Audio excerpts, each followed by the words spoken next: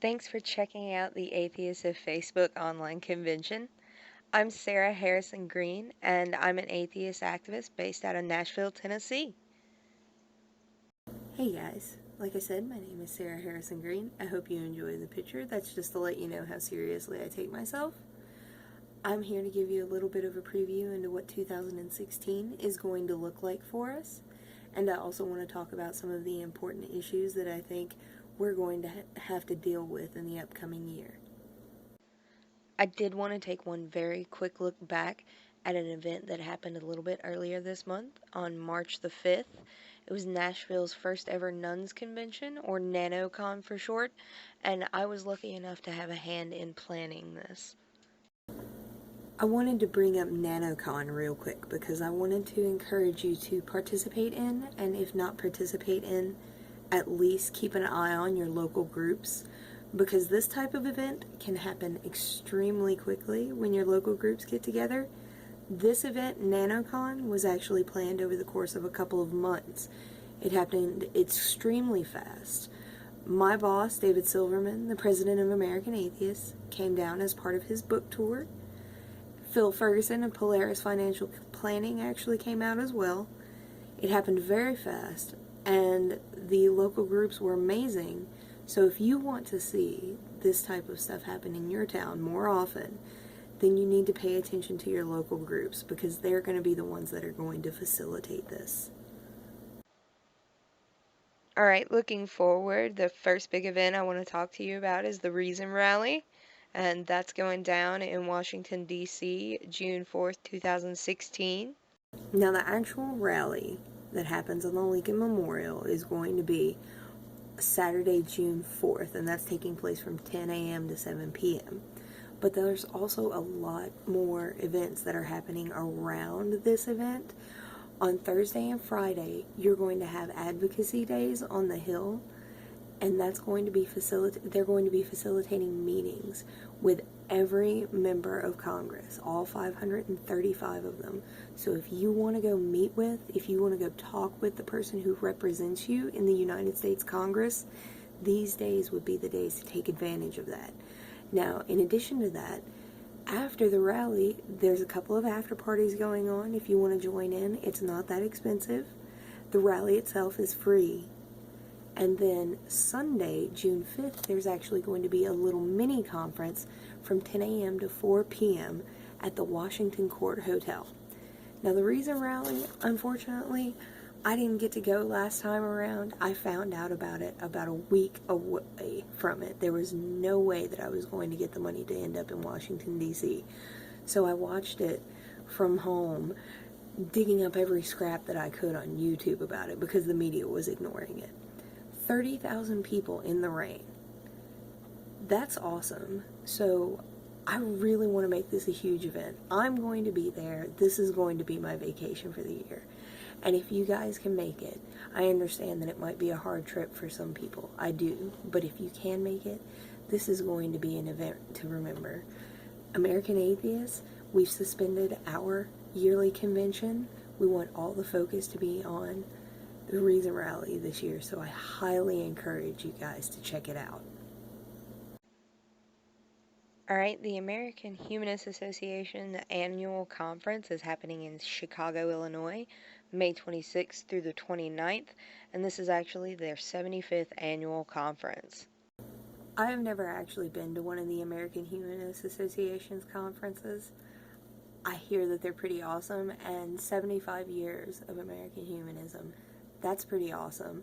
So I'm going to try and make it out to this one since it's in Chicago. It's not that far away, and I definitely think you guys should check it out too. At least check into some of the speakers that are going to be there. There's a little bit of overlap with Reason Rally, but not that much. The last big event I want to talk to you about is going to be Skepticon 9, and that's happening in Springfield, Missouri, November 11th through the 13th. Unfortunately, I wasn't able to make it out to Skepticon last year, but I made it out in 2014 when Phil Ferguson dropped Turned Down for What on the dance floor. That was pretty excellent. But it's a free conference. It's a couple of days, November 11th through the 13th of this year. I will encourage everybody to check this out, because the first time I went, it was the first big atheist conference I ever checked out. It was pretty awesome, and it was a great experience. So if you guys want a loving environment to kind of step out into for your first con, this is going to be the con to do it. Now you're going to have to pay for your hotel room, of course, and get yourself there, but the conference itself is free. Here's a quick listing of a few more big events happening all over the country this year that I definitely think it would be worth it if you're in the area to make it out to. And seriously, there are even more events at secularbackstage.com. If you want to check them out, go to that website, scroll down, take a look at their upcoming events. I do want to talk about the upcoming election in November, even though I realize politics is probably not a great idea. I'm sure there's somebody out there that's like, election? What election? Bullshit. But no, it is something that has been at the forefront of the media, and it is pretty important, especially for America, but I think for the world, really, because this choice is going to affect our allies, our enemies, people around the world. So it is kind of a big deal. So I've got a couple of things that I'd like to talk about in reference to the upcoming presidential election in November. This election is important because people like us have more political power than we've ever had. I found a recent news article talking in depth about our voting bloc. Now, this voting bloc actually includes more than just atheists. It's going to include agnostics as well as people who don't identify with a majority faith or people who identify as spiritual but not religious. There are going to be several terms that'll fall under the heading of none. And it also looks like a good portion of us are left or liberal leaning. This is honestly my favorite quote from the article, and it reads, "At 23% of the U.S. population, this left-leaning group called nuns are the Democratic parallel to the GOP's white evangelicals, except without organization, PACs, leadership, and a clear agenda. They do, however, have one big expectation of political candidates: be ethical and go light on the God talk." And the name of the article was "Meet the Nuns, the Democratic Party's Biggest Faith Constituency," and that's from February of this year. You guys will have to forgive me, I couldn't resist memeing RGJ. You gotta love the good old faith constituency thing. So we've got this block of nuns that's getting bigger and bigger all the time, whether it's atheists, agnostics, or even people of some sort of faith that disassociate themselves from the larger body. Whoever that happens to be that falls into that nuns category, we're getting bigger and bigger, and we're having more of an impact on the world around us. So there are a couple of things that I would like to mention to people, if you would be so kind to consider them before you step into the voting booth. But I would also, first and foremost, like to encourage you to vote. Please vote. So, in addition to the normal things that you would consider when voting, I would like you to consider these two as well: income inequality and intersectionality. I understand when you go out to cast your vote that you've got your own issues that you are concerned about for the most part, whether it's the First Amendment issues, separation of church and state issues, Second Amendment issues, women's rights, minority rights, education, public health, infrastructure. Whatever those issues are that you normally carry with you, do consider those. But I just ask you to consider these two as well, because I think they're going to be extremely important, especially to our community in the upcoming year and beyond. This is one of the reasons why I think income inequality is an important consideration to make when you're headed to the voting booth. This is a breakdown of the income distribution among the nuns. It comes from Pew Research's 2014 Religious Landscape Study. And check out the bottom left of the graph, those first two rows. Over 50% of those surveyed that identified themselves as nuns fall below $50,000 a year when it comes to their economic status. Now, this is important to consider because it looks like we've got 50% of our folks who are living in a somewhat unstable economic state. I think it's important to point out the income inequality in our own community because this income inequality, it hurts our movement. It hurts our community. And we've got people kind of stuck in that limbo for whatever reason or another because the economy is not recovering as much as we would like, as quickly as we would like, for those of us at the bottom. You've got people that are stuck there who really, really want to be involved in this community, but they can't because of their financial insecurity.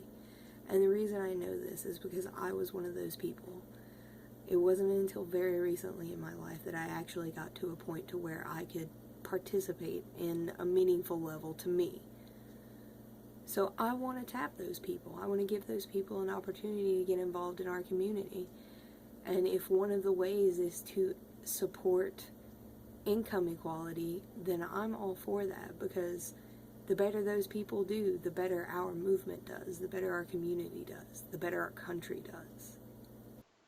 This is the basic concept that I'm using when I talk about intersectionality, and that's just recognizing the fact that our concerns over First Amendment rights, separation of church and state are often going to overlap with other social concerns in this country. And I would like to focus on opening up the community to a wider variety of folks. And that is going to necessitate supporting groups like the ex Muslims of North America, or the Black Non Believers, or Hispanic American Free Thinkers, any of the groups like that. I want to support the local chapters and the national groups. For a long time, these were the faces associated with atheism.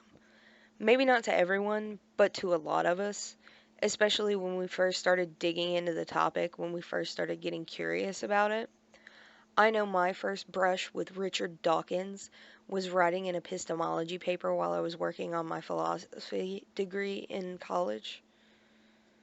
Now, recent controversies aside, all four of these men have made great contributions to humanity and to our movement. But we are more than just these faces. Our diversity is richer, and we're seeing that more often these days. So, promoting income equality and recognizing the intersectional concerns will be a boon to the atheist movement because two of the big strongholds that religion still has left in this country are the poor and minorities. So when we strengthen and support those non believers that fall into these categories, we strengthen the bonds of our movement. And that's why taking these into consideration is so important to me. So, real quick wrap up. I'd really like to encourage you guys to get involved in your local groups. However deeply is up to you, and if you don't want to, I understand that as well. But I really want to encourage you to at least check it out. Now, in order to maybe facilitate that, if you check out atheist.org, which is my organization, American Atheists, you'll find out if you've got local affiliates and who your state chapter director or your state director is. And it's pretty much the same with secular.org. That's the Secular Coalition for America. Check and see if you've got a local coalition. Here it's Secular Coalition for Tennessee, and I was actually lucky enough to be involved in a small part in starting that. And we're focusing a lot more on the political side of activism, especially at the state level, but also at the national level. Now, a lot of your local humanist groups and your Sunday assemblies are going to be the ones for community service opportunities, volunteer work, that kind of thing, and social gatherings. The Sunday assemblies, of course, have an assembly once every month, or at least once a month. Now, meetup.com is also going to be a good place for social gatherings, but you're going to have to search the different tags. So you're going to have to run through all of these listed and possibly a couple more. So you've got secular, free thought, free thinker, humanist, atheist. You could also throw out rational, reason.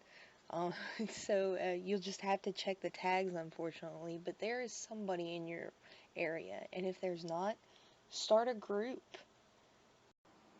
So it looks like we've got a lot coming up in 2016, and it's looking like it's going to be pretty awesome. But I really want you guys to think about getting involved, because if you do, then it's going to be even more awesome. Because seriously, the more the merrier. Alright, guys, that wraps it up for me. I hope you found the talk informative, and if you have any questions, feel free to reach out to me.